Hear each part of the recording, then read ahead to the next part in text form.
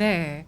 그동안 교수님께서 2024년 상반기까지는 금리 인하가 있을 수 없다. 네. 이렇게 전망을 해주셨는데 사실 주식시장 내부에서는 정말 말이 많았어요. 언제 그렇죠. 금리 인하를 할까? 하지 않을까? 예. 뭐 얼만큼 크게 금리 인하를 할까? 이런 것들에 대한 이야기가 상반기에 정말 많았었는데 결국에는 아무런 일이 없었고 교수님 예상대로 금리 인하가 없었고 이제 9월 정도에 금리 인하를 하지 않겠냐 이런 전망들이 거의 이제 9월 FMC를 통해서 기정 사실화되지 않겠냐 이런 전망들이 나오고 있는데 앞으로 미국의 금리 인하 시나리오는 어떻게 전개될까요? 네.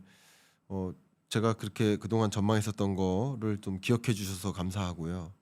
저도 이제 매년 경제 전망서를 내지만 22년 전망서에도 금리 인하 절대 있을 수 없다. 23년 전망서에서도 금리 인하 있을 수 없다. 24년 전망서에서도 24년 상반기까지는 금리 인하가 있을 수가 없다.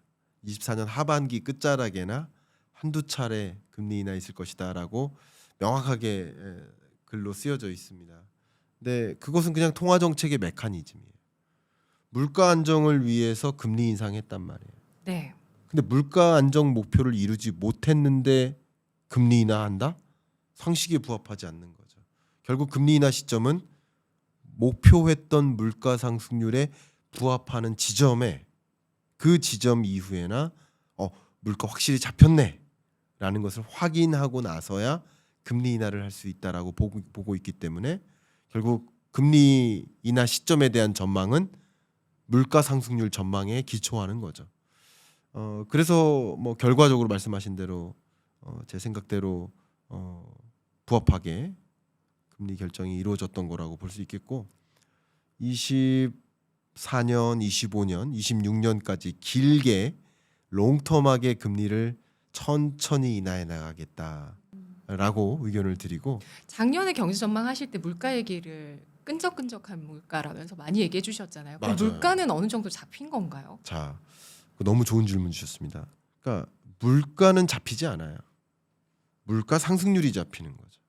그러니까 물가는 떨어지지 않아요. 물가는 떨어진 적이 없어요. 우리나라 통계가 가능한 범위 내에서 물가 지표를 보면 한 번도 전년보다 물건 가격이 떨어진 적이 없어요. 물가 상승률이 떨어지는 거죠. 속도가. 근데 중앙은행의 역할은 물가 상승률을 통제하는 거. 물가 상승 속도를 통제하는 거죠. 너무 빠르게 상승하지 않도록. 그래서 물가는 여전히 부담스러울 것이고요. 전년에도 물가가 이만큼 올랐는데 거기서 2%가 또 오른단 말이야 하면서 물가가 오르는 거죠. 그러나 물가 상승률이라는 관점에서는 우리나라 기준으로는 22년 7월 정점 6.3%에서 이제 2%대로 내려온 거죠. 그래서 물가 상승률이 중앙은행의 목표인 거고 2%가 목표인 거지 물가가 아니다. 그래서 아마 이 물건을 구매하시는 서민 우리 가게 입장에서는 물가 상승률이 중요한 게 아니라 물가예요. 그러나 중앙은행 입장에서는 물가 상승률을 고려하는 것이다. 사실 그게 다름을 이해하고 중앙은행은 어떻게 통화 정책을 결정하는지를 보는 과정이 또 경제 공부이기 때문에 그걸 구분해서 좀 말씀드리고 싶어요. 그래서 물가는 끈적끈적하게 여전히 높을 것이다라고 말씀드렸고 다만 물가 상승률은 목표치에는 부합하게 찾아올 것이다. 다만 그 물가 상승률이 목표치에 부합하게 내려오는 구간이 좀 범피하게 잘 안 내려오는 그런 구간을 24년에 만났었죠. 예, 그것을 뜻하는 용어였습니다. 야, 제가 24년 전망 하면서 앵커님 처음 뵀었는데 네. 앵커님 방송에서 네. 그걸 기억해 주시네요. 아우 당연히 기억해야죠. 대단하십니다. 감사합니다. 우리나라 경제 전망 현재 탑급 전망 해주시는 교수님 전망인데 당연히 기억해야 되지 감사합니다. 않겠습니까? 아유, 과찬이십니다. 예. 네, 아니 질문지에는 사실 금리 인하가 시작되면 경기 침체가 오나요?라고 되어 있는데 사실 제가 경험상으로는 경기 침체가 오면 금리를 인하했었거든요. 그거예요. 그겁니다. 그랬었거든요. 그런데 정말 이상한 논리로 사람들이 죄송합니다. 저는 이 부분은 너무 화가 나요. 소위 폭락론자들이 소위 뭐 위기론자들이 예를 들면 어떻게든 경제 위기 온다, 뭐 정말 엄청난 폭락이 온다라는 것을 주장하고자 정말 말도 안 되는 논리를 가져오는 것 같아요. 경제 위기 왔을 때마다 금리 인하 했지 않았느냐. 이번에 금리 인하하니까 경제 위기 온다. 이거는요, 여러분 논리가 있어야 되는데 논리 여러분 초등학교 때도 공부하셨을 거예요. 역이대우 기억하세요? 역이대우. 금리 인하하면 경제 위기 온다. 경제 위기 오면 금리 인하. 자 보세요. 경제 위기 오면 금리 인하한다. 이거 맞아요. 이게 참이면 역이나 이는 참이 아니에요. 대우가 참이에요. 그러니까 경제 위기 오면 금리 인하한다. 그러니까 금리 인하를 하지 않으면 경제 위기가 안 온 것이다라고 보는 게 맞아요. 근데 반대로 금리 인하 그럼 역이나 이가 참이라고 해석하는 거예요. 그러니까 이게 선후행 관계를 안 보고 금리 인하하는 시점과 경제 위기 왔던 시점이 일치한 거예요. 2008년에도 1997, 8년에도 애매한 위기 때도 2020년 팬데믹 거 봐라 경제 위기 왔을 때 금리 인하했다. 그러니까 금리 인하 이번에 하니까 경제 위기 온다. 선후행 관계를 규명하지 않고 이야기를 했고 소위 뭐 죄송한 표현이지만 컨텐츠로서는 조회수로서는 더 많은 사람들에게 인지가 돼요. 아 금리 인하 오면 정말 경기 침체 오고 경제 위기 오는가 보다. 잘못된 경제 상식을 전달하는 거예요. 저는 이건 잘못된 행위라고 생각합니다. 경제학에 맞지 않는 이거는 유튜브의 악기능이에요. 순기능이 아니에요. 검증되지 않은 정보가 너무 많이 전파가 되는 거예요. 저는 이 부분은 좀 속상하고 화가 납니다. 경제에 대한 객관적인 올바른 어떤 경제 지식을 함양하고 경기를 올바르게 판단할 수 있도록 도와줘야 되는데 정말 이번에는 또 더 재밌는 논리를 들었어요. 장단기 금리가 역전되는 현상은 경기 침체의 신호다. 근데 이거는 반드시 그런 건 아닙니다. 장단기 금리가 역전된다고 반드시 경기 침체 오는 건 아니지만 일견 타당한 구석들이 있어요. 그래서 여러 시그널 중에 하나로서 참조할 만한 거라고 봅니다. 저도. 근데 장단기 금리가 역전됐다가 다시 재역전돼서 정상화되는 것을 보면서 이것도 경기 침체의 신호래요. 또 누가. 맞아요. 그런 얘기 저도 아니 적 그게 있어요. 어떻게 아닌가요? 아니 어떻게 그게 가능한 시나리오죠? 정상화됐는데 또 그게 시그널이에요? 교수님은 그래서 네. 정상화를 강조해주고 계시네요. 이 그러니까. 피벗은 정상화다. 통화 정책의 네. 메커니즘을 그냥 깨버리고 무시하고 얘기하는 거예요. 저는 좀 안타깝습니다. 장기 금리가 높은 게 정상이에요? 단기 금리가 높은 게 정상이에요? 한번 질문 드릴게요. 장기가 높은 장기가 높은 게 네. 정상이에요. 왜냐하면 앵커님이 저한테 100만 원을 빌려주세요. 내일 갚을게요. 이자 받으실 거예요? 하루치 이자. 하루치 이자. 근데 네. 1년 후에 갚을게요. 좀 빌려주세요. 빌려주실 거예요? 네. 이자를 더 받으실 거죠. 1년치. 그렇죠. 더 받으실 거죠. 왜? 네, 네. 왜? 1년 동안 어떻게 될지 모르는 불확실성, 위험을 비용으로서 받는 거예요. 그게 보험입니다. 쉽게 말하면. 그게 보험의 원리예요. 보험이 있는 원리. 어떻게 될지 모르는 불확실성에 대해서 비용을 내고 그 보험회사한테 맡기는 거예요. 그러니까 이게 기회비용이거든요. 장기 금리가 높을 수밖에 없는 게 이게 정상적인 거예요. 근데 장기 금리가 오히려 낮은 게 이상한 거잖아요. 그 이상한 경제가 22, 23, 24년 동안 왔었던 거예요. 근데 그게 정상화 다시 되는 구조를 또 경기 침체 신호라고 얘기하는 게 그게 도대체 어떤 논리일까요? 저는 좀 개인적으로 좀 이해가 안 갑니다. 안타깝습니다. 저는 개인적으로 이렇게 되는 현상이. 주식 시장에서는 네. 그 이번 금리 인하가 보험성 금리 인하이냐 아니면 경기 침체형 금리 인하이냐 네. 예, 요거를 이제 따져보자 이런 얘기들이 있는데 보험성이길 원하죠. 그러니까 투자자들은 맞습니다. 보험성의 금리 인하기를 원하고 완만한 금리 인하를 원하고는 있는데 김광석 교수님께서는 통화 정책의 정상화고 완만한 금리 인하가 앞으로 이어질 것이다라는 전망을 해주셨습니다. 네. 네. 근데 그 부분에 대해서 네. 추가적으로 설명드릴게요. 제가 책에서 좀 강조했었던 하나의 문장이 있어요. 이번에는 물결과 물장구를 구분하라. 근데 물결은 이제 거대한 방향성을 가지고 흘러오는 거예요. 이건 누구도 거스를 수 없어요. 거대한 파도처럼. 근데 저 계곡에서 어린 아이들 5명이서 막 놀다가 물놀이 하다가 물이 저한테 튀어요.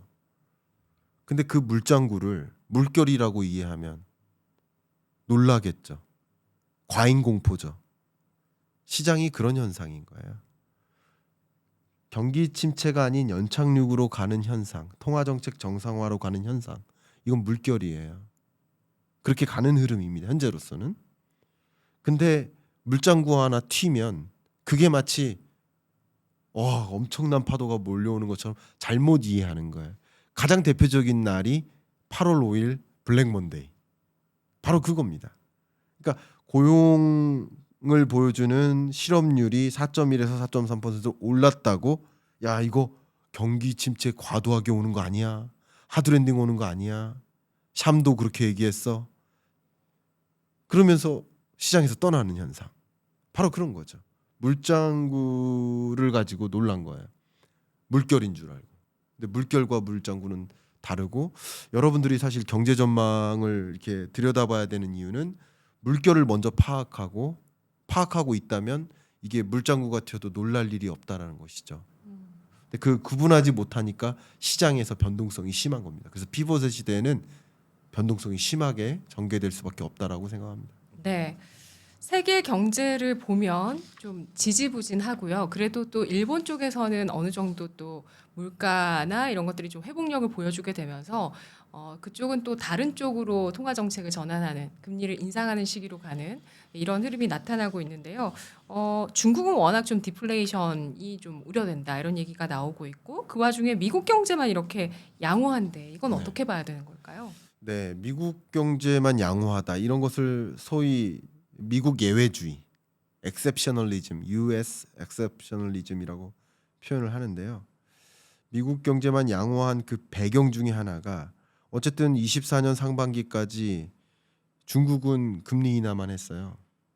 근데 금리 인하하고 막대한 정부 부채를 감당해 가면서 확장적 재정 정책을 펼쳤어요. 그러니까 유동성을 퍼부었단 말이에요. 퍼부었는데도 말을 듣지 않아요. 부동산 경기가 회복될 기미가 아직도 없어요. 아직도 물가 상승률이 0%대예요. 생산자 물가 상승률은 마이너스입니다. 아직까지도. 그러니까 유동성을 뿌리고 재정 정책을 막대하게 확장적으로 펼쳤는데도 말을 듣지 않아요. 그러니까 중국 경제가 구조적으로 굉장히 어려운 국면에 놓인 거죠. 그러니까 그 시장은 그걸 인식하고 중국의 막대한 예산이 투자가 됐었는데 그 투자 자금이 어떻게 됩니까? 빠져나오죠. 어디로? 미국으로. 일본 자금도 마찬가지예요. 엔캐리 트레이드도 비슷한 흐름인 거예요. 네. 근데 앞으로도 일본이 물론 역피벗을 나가겠지만 금리 인상을 하고자 목표한 대로 움직이겠지만 그럼에도 불구하고 일본이 목표하는 금리가 0.5%잖아요. 우리 미국의 목표하는 금리 중립금리가 3.5% 정도로 보고 있습니다. 그러면 일본이 목표하는 대로 다 가도 미국이 목표하는 대로 다 가도 이미 미국과 일본 간의 금리 격차는 3%포인트예요. 우리나라가 2%포인트로 역대급이라고 하는데 그거보다도 높아요. 그러니까 엔캐리 트레이드가 오히려 추가적으로 일어날 수도 있어요. 오. 이해가시죠? 네. 엔캐리 청산이 없을 수도 있어요. 그런데 엔캐리 청산에 대한 공포감은 계속 올 수 있다는 거예요. 역시 물결과 이 물장구를 구분하지 못하는 현상이에요. 그러니까 대대적인 엔캐리 청산 절차가 없을 수도 있어요. 거기에 바이든의 정책 드라이브, 물론 해리스가 되느냐 트럼프가 되느냐 둘 다 정책 드라이브를 그런 식으로 가져갑니다. 미국에 투자라, 미국에 공장 지어라 이런 움직임을 가져갑니다. 방향은 달라요. 바이든과 해리스는 IRA와 같은 정책 기조로 외국에 있던 기업들을 자국으로 데려오려고 하는 거고 트럼프는 다소 법인세 인하와 관세 부과로 미국에 와서 공장 짓는 게 유리하게 만드는 방법론은 좀 다르지만 어쨌든 그냥 미국을 더 그레이트하게 만드는 그런 방향성은 유사해요. 네. 그러니까 그런 것들이 자금을 더 쏠리게 만드는 거죠. 그런 흐름이 미국 경제를 견조하게 만들고 동시에 미국 고용이 실업률이 올라갔을지라도 여전히 완전 고용에 해당되는 그런 수준을 만드는 것. 이런 것들이 미국 경제만 나홀로 강한 거예요. 그런 현상들이 24년, 25년에도 갈 것이기 때문에 미국 경제가 침체된다? 중국은 아직도 금리를 역대급으로 내려오기만 했고 유동성 공급만 했는데 인상할 만한 여건이 전혀 아니에요, 중국은. 그러면 미국과 중국의 금리 격차는요? 일본이 0.5%까지 금리 인상한다 하더라도 그 격차가 3%포인트 이상 날 건데 적어도 24년에는 그리고 25년에는요. 근데 엔캐리 청산 우려가 있습니다. 그러니까 엔캐리 청산 우려지 엔캐리 청산 공포지 엔캐리 청산은 아니에요.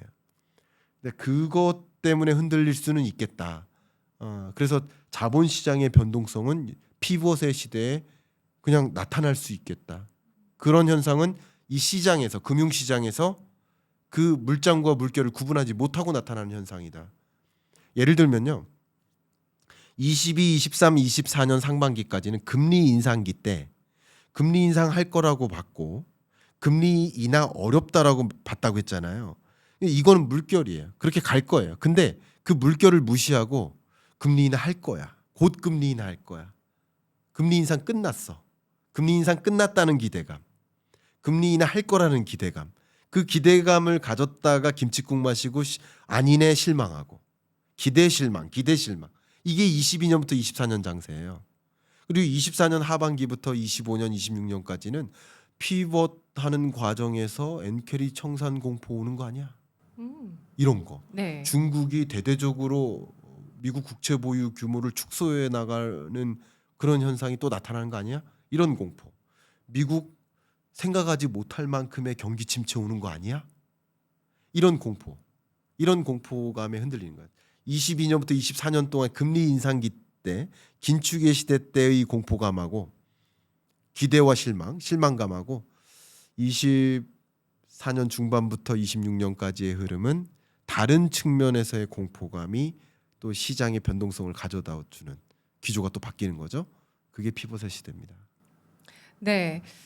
우리가 한 차례 경험했던 그러니까 7월 말부터 해서 일본이 금리 인상을 시작했기 때문에 그때부터 불거져 온 이 엔캐리 트레이드 청산에 대한 공포감 이런 것들은 여전히 엔캐리 트레이드가 이루어지더라도 공포 심리는 앞으로 좀 그때그때마다 물장구처럼 시장에서 좀 일어날 수 있겠다 이렇게 보시고요. 일어날 수밖에 없습니다. 네, 그리고 하지만 이 거대한 어떤 물결 같은 경우는 미국이 피벗의 시대로 가고 있다라는 네, 것이다. 그렇습니다. 통화 정책이 정상화되고 있다라는 것이다라고 보셨는데요. 그러면 그 역피벗의 일본 얘기도 해볼게요. 일본은 정말 잃어버린 30년 이후에 금리 인상으로 한 발짝 떼면서 네. 정말 전 세계 주목을 받고 있는데 왜 일본은 금리를 인상하는 걸까요? 일본은 어쨌든 금리 정상화입니다. 일본도 역시요. 일본도 금리 정상화. 네, 마이너스 금리가 정상은 아니잖아요. 아니죠. 마이너스 금리이기 때문에 통화 정책 수단이 없었던 거예요. 총은 있는데 총알이 없었던 거예요.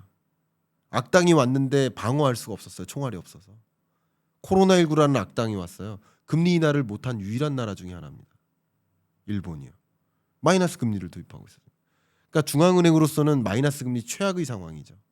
통화 정책 카드가 없는 거예요. 수단이 없는 거예요. 그래도 일본 덕분에 YCC 정책이란 것도 있을 수 있구나 이걸 우리가 좀 알게는 네. 됐습니다. 예, 네. 그런 것도 있겠지만 그러나 일본 같은 경우는 어쨌든 마이너스 금리를 계속 도입하다가 여건이 되는 한 경제 여건이 주어지는 한 목표하는 정책 금리 대략 한 0.5%를 향해 금리 인상을 하고자 한다.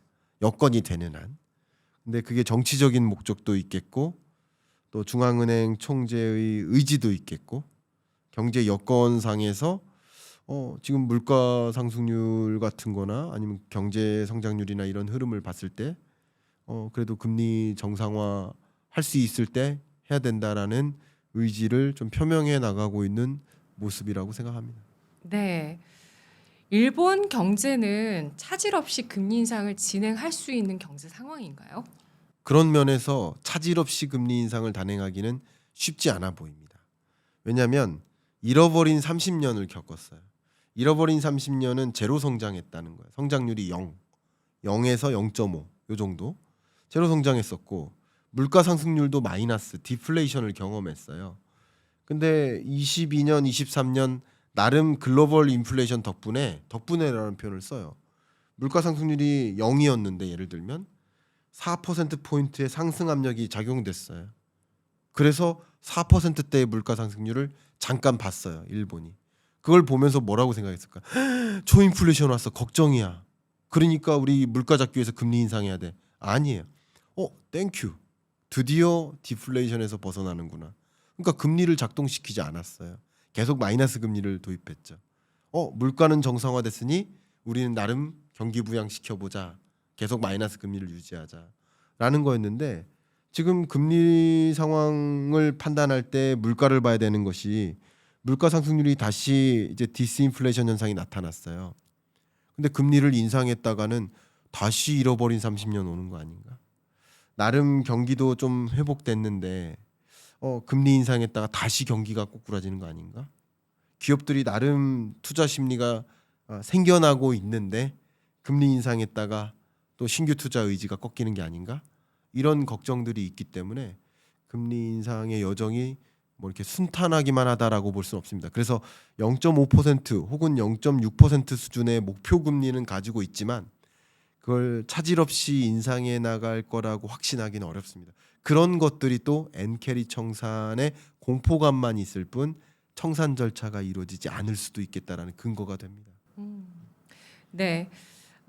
엔캐리 트레이드 청산에 대한 공포는 네. 앞으로도 이 금리 정책에 따라서 계속 좀 이어질 수는 있겠다고 보셨는데요. 그렇다면 진짜 엔캐리 트레이드가 청산되는 시그널을 네. 확인하는 방법은 뭐가 있을까요? 확인하는 방법은 금리 차만 보는 게 아니라 그러니까 금리 차는 엔캐리 트레이드를 야기하는 거예요.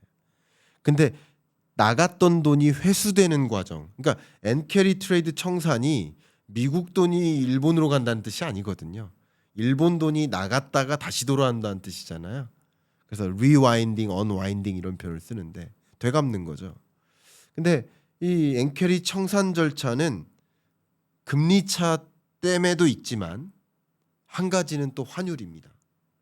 그래서 강달러 기조가 확 꺾인다든가 엔화 강세 기조가 확 나타난다든가 그런 환율이 급등락하는 그런 시그널들을 보시면 그러면 엔캐리 청산이 있을 수도 있겠네 하고 보시면 좋겠습니다. 역대 엔캐리 청산 절차가 일어났을 때마다 그 강달러 기조가 급격히 꺾였었을 때예요. 거기서 중요한 건 속도죠. 네, 속도입니다. 네. 예, 그 근데 부분이 기조는 중요합니다. 이미 잡혀 있잖아요. 네. 이제 달러는 금리가 낮춰지니까 약세로 갈 것이고 네, 일본은 금리를 그래도 웬만하면 올릴 테니까 강세 이제 바닥을 찍고 네. 워낙 엔저였었으니까 그 네. 바닥을 찍고 이제 올라가는 쪽으로 방향은 잡혀 있는데 속도를 좀 낸다면 네. 엔캐리 트레이드 청산이 일어날 수 있는 시그널로 받아들여야 되는 그러니까 이제 예를 들어서 네. 빅컷 가능성이 올라가는 지점이 음, 오히려 환율의 변동성을 가져오겠구나. 그러니까 빅컷에 대한 가능성, 그러니까 빅컷을 결정한다는 뜻이 아니고 시장에서 빅컷을 예측할 때, 감지할 때, 그러니까 제가 파월의 마음과 금융시장의 마음이 다르다라고 계속 강조하고 있는데 파월의 마음은 통화정책 결정이니까 빅컷을 생각하지 않아요. 근데 금융시장은 빅컷을 기대했다가 빅컷 아니네라고 또 생각했다가 또 빅컷 할 수도 있네 이렇게 자꾸 왔다 갔다 하는 거예요. 이게 변동성이죠. 근데 빅컷에 대한 생각은 미국 경기 침체 우려, 경기 침체 우려 있으니까 빅컷을 해야 될 것 같아. 빅컷 하니까 당연히 강달러 기조 순식간에 꺾일 것 같아. 그게 엔캐리 청산의 시그널이죠. 그래서 엔캐리 청산 절차에 대한 공포감이 드는 국면이 있다면 그것은 뭐 금리 결정, 그러니까 일본의 금리 인상 혹은 미국의 금리 인하 혹은 빅컷 이런 결정이 있을 때마다 엔캐리 청산 공포감은 계속 돌 것이고 두 번째로 앞에 말씀드렸던 그것에 따른 환율 변화 이런 것들이 엔캐리 청산 절차의 시그널로 작용할 것으로 보고 있습니다.